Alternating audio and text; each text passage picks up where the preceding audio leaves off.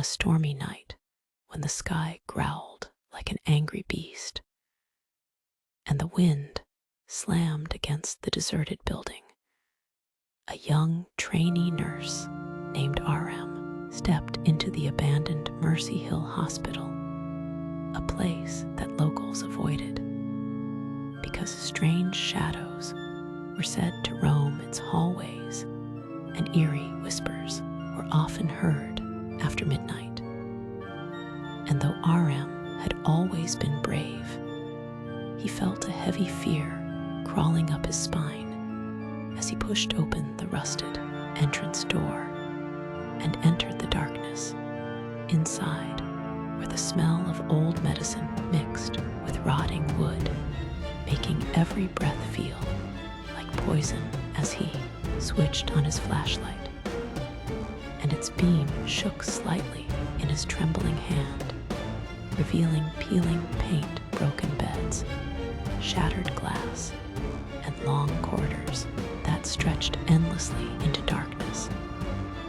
And as he moved forward, the silence grew so thick, it felt like a living thing pressing against his ears, until a faint sound of footsteps echoed behind him, though he knew he was the only one there. And he turned quickly to find nothing but his own shadow dancing on the filthy wall.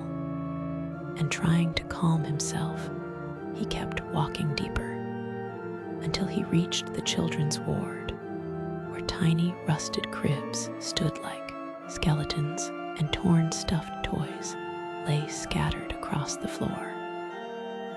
And suddenly, the toys rolled slightly, as if pushed by an unseen force, and RM froze as a cold gust of air brushed past him, making his heartbeat thunder inside his chest.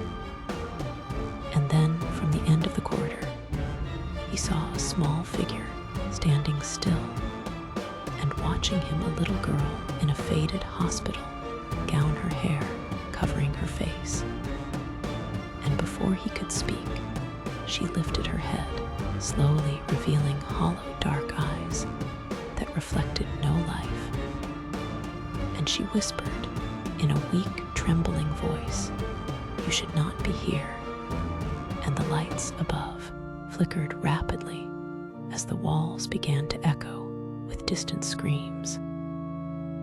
And RM felt the ground shift slightly under his feet, as if the building itself was waking up from a long nightmare.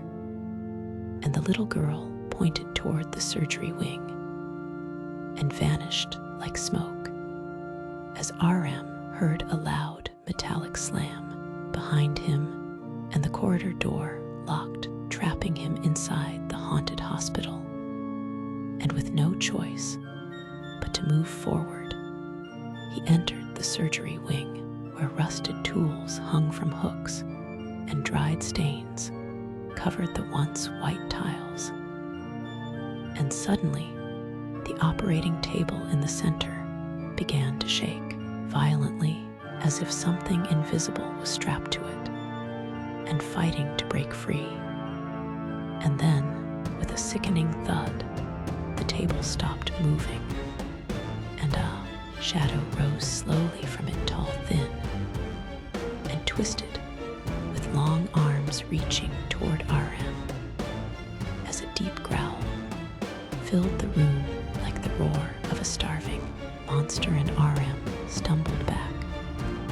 But the shadow followed, gliding silently, without footsteps, its presence crushing the air around him, until he reached a small emergency room, where he slammed the door shut, hoping for safety, only to hear soft knocks on the other side, slow, steady, and getting louder each time, until the door cracked open, and the little girl appeared again, this time crying black tears that dripped onto the floor.